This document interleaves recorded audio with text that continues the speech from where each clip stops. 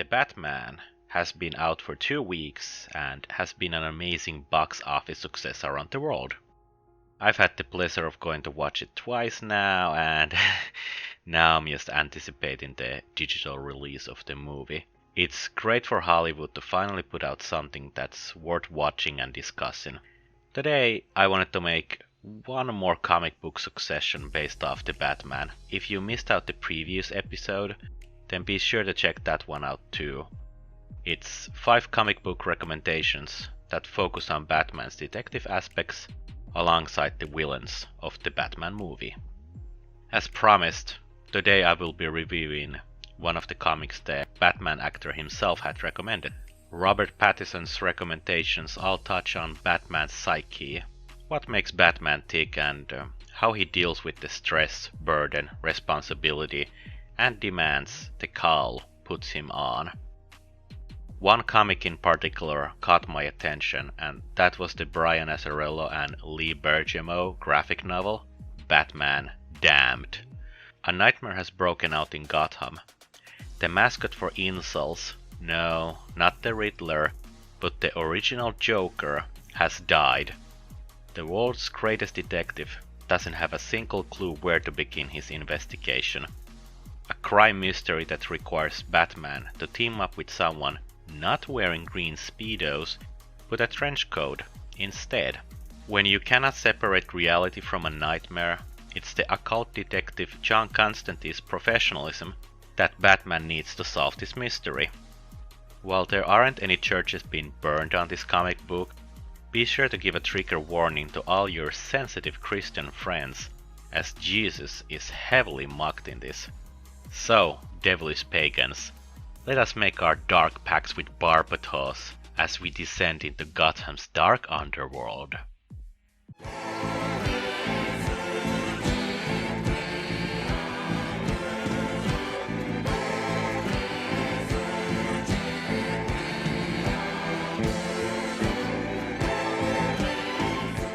With the story breaking the bonds of reality itself, the story does not move forward like your typical action story, but instead the Caped Crusader goes through his own personal purgatory as he descends into hell.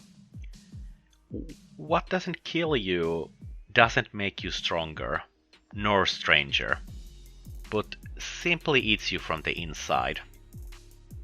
At its core, Batman Damned tells the story of an individual's regrets and contradictory lifestyle. We want to belong to this society, but at the same time we take justice into our own moral standpoints. We betray both our loved ones as ourselves. We regret the sins of our past and experience the divine comedy internally. The Caped Crusader goes through his life's pitiable low points that made him the man he is today. Assaulted by the different circles of hell, the angry and the beautiful, the heretics and the deceitful traitors, come up against him, and even the reader cannot completely know where the truth starts and where the nightmare ends. It's like an average Friday night in this cesspool we call a city. You're in some low-life club, sitting in the corner with your friends. You see what this city has to offer you. Whales, drunks, and other freaks we call ordinary people. The living dead. People without a meaning or goal, trying to find any sparks of life. And you find yourself wondering what went so awfully wrong in your life. The anger that makes you want to move away from the city and just live in the abyss of the forest themselves. Like the gamers, jokers, or now the Riddlers, in your anger you are waiting for your time when society is at its death knell and you can rise up against all the Karens, Veronicas, and Jads. When they cry for help, you whisper back, Excelsior! Originally, this comic book was supposed to be your typical teen slasher horror, where the Dark Knight teams up with the Justice League Dark.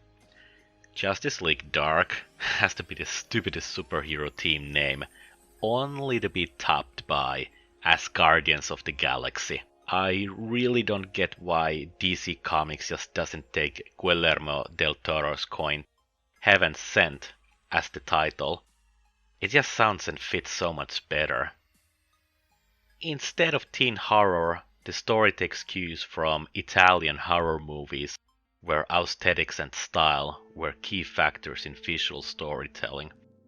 As you may have seen watching this video, the craftsmanship of Bermejo focuses heavily on bringing Gotham City itself alive.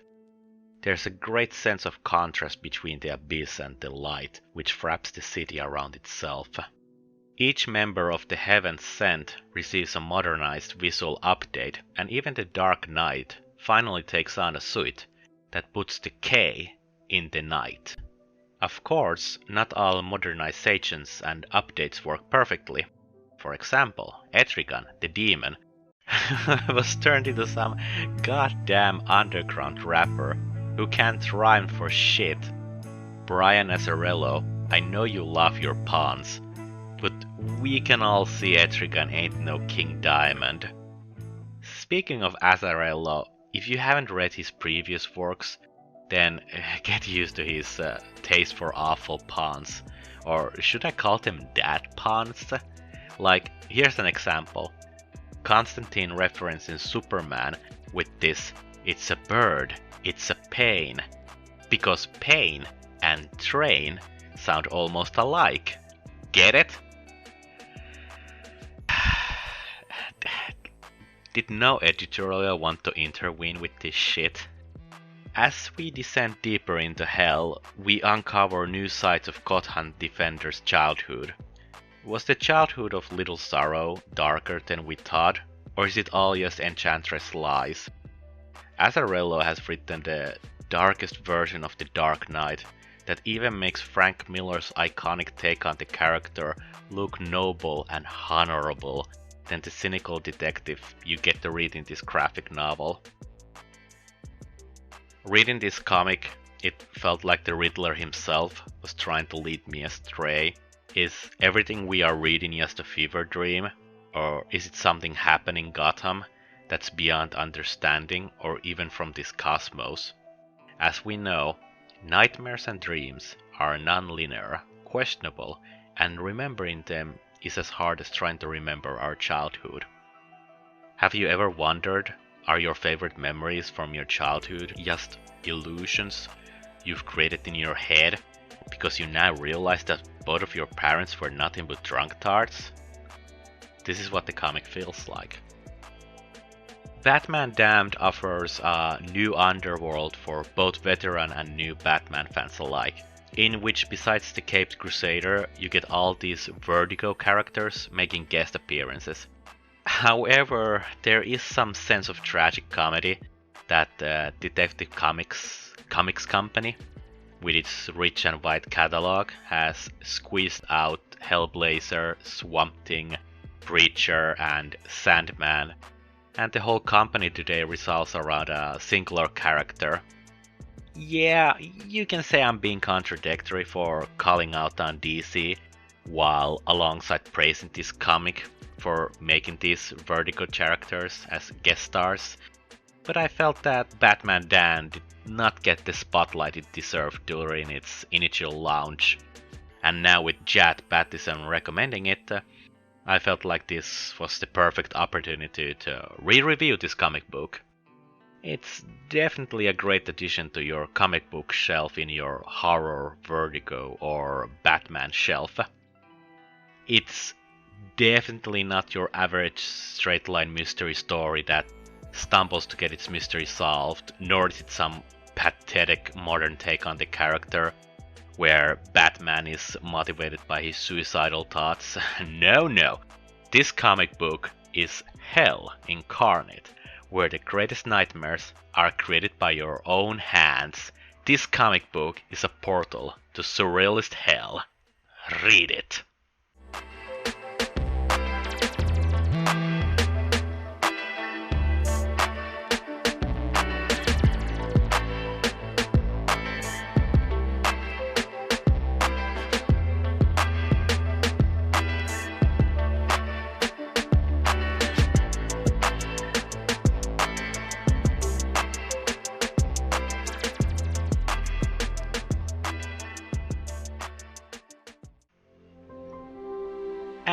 And as where we are going next, I think I want to review some other stylish comic book movies.